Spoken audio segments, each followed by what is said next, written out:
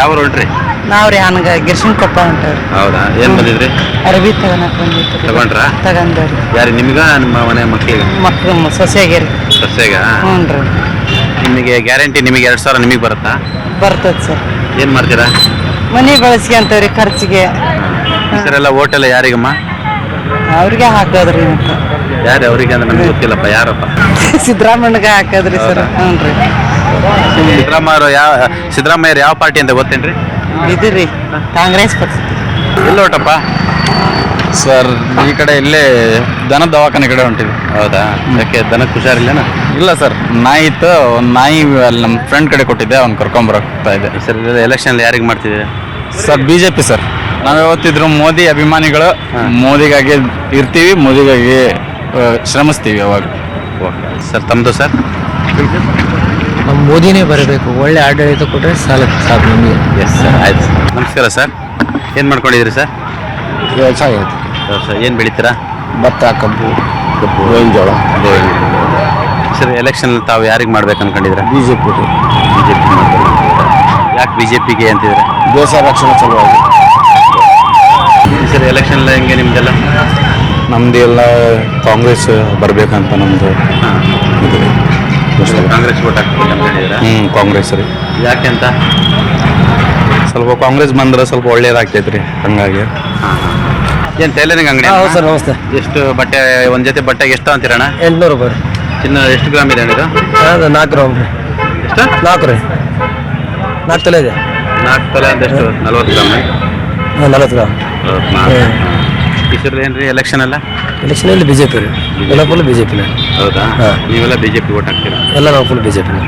ಏನು ಸರ್ ನಿಮ್ದೆಲ್ಲ ಯಾವ ಪಾರ್ಟಿ ಸರ್? ನಮ್ದು ರೀ, ನಮ್ದು BJP ರೀ. ಹೌದೇನ್ರಿ? ಎಲ್ಲ BJP? ಹಾಂ ಹಾಂ, ಎಲ್ಲ BJP ಕಡೆ. ನಿಮ್ಮ ಕಡೆ BJP ಕಡೆ ಮಾಡ್ರೆ ಏನು ನಿಮ್ದು ಅಂಗಡಿ? ನಮ್ದು ರೀ. ಇದು ಹೋಲ್ಸೇಲ್ ಏನ್ರಿ? ಹೋಲ್ಸೇಲ್. ಎಷ್ಟು ರೀ ಮ್ಯಾಂಗೋ? 10 ರೂಪಾಯಿಗೆ ಒಂದು ರೀ. ಇದರೆಲ್ಲ ಎಲೆಕ್ಷನ್ ಯಾರಿಗೆ? ಹಾಂ, ಇಲೆಕ್ಷನ್ ಹಾಂ ನೋಡೋಣ ತಗೋರಿ, ಆಮೇಲೆ ಗೊತ್ತಾಗ್ತದೆ. ಹಾಂ, ಇನ್ನೂ ಬರಲಿಲ್ಲ ಅವರು. ಯಾರು ಬರ್ತಾರ ಅವ್ರು ನೋಡೋಣಂತ. ನೀವೆಲ್ಲ ಯಾರಿಗೆ?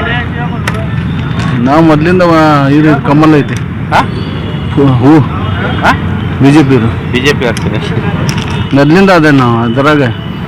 ಹೌದಾ? ಹೌದು. ಎಲ್ಲಿ ಓಟ್ ಬರೋದು ನಿಮಗೆ? ಇಲ್ಲಿ ಹಾವೇರಿ ಡಿಸ್ಟಿಕ್. ಹಾವೇರಿ. ಏನು ಓದ್ತಿದ್ದೀರಾ? BCom ಓದ್ತಾ ಇದ್ದೀನಿ. ಯಾರಿಗೆ ಈ ಸರಿ ಓಟ್ ಹಾಕ್ಬೇಕು ಅನ್ಕೊಂಡಿದ್ದೀರಾ?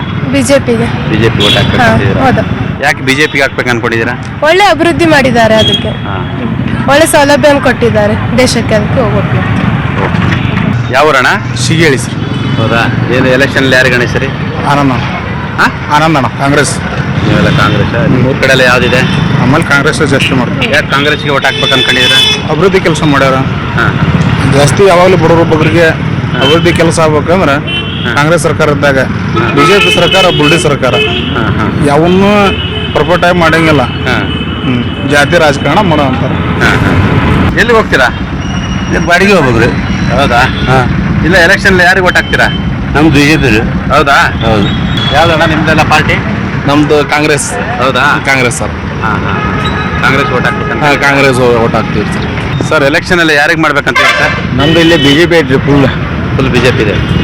ಹಾಂ ಹಾಂ. ನಮ್ದು ಬೇರೆ ಎಲ್ಲೈತಿ ಗೊತ್ತಿಲ್ಲ ರೀ. ಇದು ನೀವು BJP ಓಟ್ ಹಾಕ್ತೀರಾ? ಹೌದಾ? ಯಾಕೆನ್ ಸರ್ BJPಗೆ? BJP ಒಳ್ಳೆಯದು ಏನು ಮಾಡಾಕತ್ತೈತಿ ದೇಶ. ನಮ್ಗೆ BJP ಒಳ್ಳೇದು. ನಾವು ಮೊದಲಿಂದಾನು BJP, ಅದ್ರ ಸಂಬಂಧ ನಾವು BJP ಸಪೋರ್ಟ್ ಮಾಡಿದ್ದೇವೆ. ಬಾಕಿ ಮಂದಿ ಬಾಕಿ ಅವ್ರವ್ರ ವಿಚಾರ. ನಮ್ಮ BJP. Thank you sir. ಸರಿ ಎಲೆಕ್ಷನ್ ಎಲ್ಲ ಏನು ಮಾಡ್ಬೇಕಂತೀರಿ? ಇಲೆಕ್ಷನ್ನಲ್ಲಿ ಈಗ ನಾವು ಕಾಂಗ್ರೆಸ್ಗೆ ತರಬೇಕಂತ ಮಾಡಿದ್ದೀವಿ. ಅದಕ್ಕೆ ಕಾಂಗ್ರೆಸ್ ಸರ್ಕಾರ ಬಂದರೆ ಹೆಣ್ಮಕ್ಳಿಗೆ ಭಾಳ ಒಳ್ಳೇದು ಆಗ್ತದೆ. ಆ ಬಳಿಕ ಹಿಂದೂ ಮುಸ್ಲಿಂ ಇರೋದಿಲ್ಲ, ಅದರ ಸಂಬಂಧ ಕಾಂಗ್ರೆಸ್ ತರಬೇಕಂತ ಮಾಡಿದ್ದೀವಿ. ನ್ಯೂಸ್ 18 ಕನ್ನಡ ಜನಮತ ಯಾತ್ರೆ ಮುಖಾಂತರ ಹಾವೇರಿ ಲೋಕಸಭಾ ಕ್ಷೇತ್ರದ ವ್ಯಾಪ್ತಿಯನ್ನು ಪರ್ಯಟನೆ ಮಾಡಿರುವಂಥದ್ದು. ನಾವು ಕಟ್ಟಕಡೆಯದಾಗಿ ನಮ್ಮ ಹಾವೇರಿಯ ವರದಿಗಾರಾಗಿರ್ತಕ್ಕಂಥ ರಮೇಶ್ ಬಳಿ ಕೂಡ ಇಲ್ಲಿನ ರಣಕಣ ಹೇಗಿದೆ ಅಂತೇಳಿ ಅವರ ಬಳಿ ಕೂಡ ಸಾಕ್ಷಾತ್ ಮಾಹಿತಿಯನ್ನು ಪಡೆದುಕೊಳ್ಳೋಣ. ರಮೇಶ್ ಅವರೇ, ಹಾವೇರಿ ಲೋಕಸಭಾ ಕ್ಷೇತ್ರ ನಿಮ್ಮ ಪ್ರಕಾರ ಈ ಬಾರಿ ಕಾಂಗ್ರೆಸ್ ಮತ್ತು BJP ನಡುವಿರ್ತಕ್ಕಂಥ ಹೋರಾಟ ಯಾವ ರೀತಿ ಇದೆ?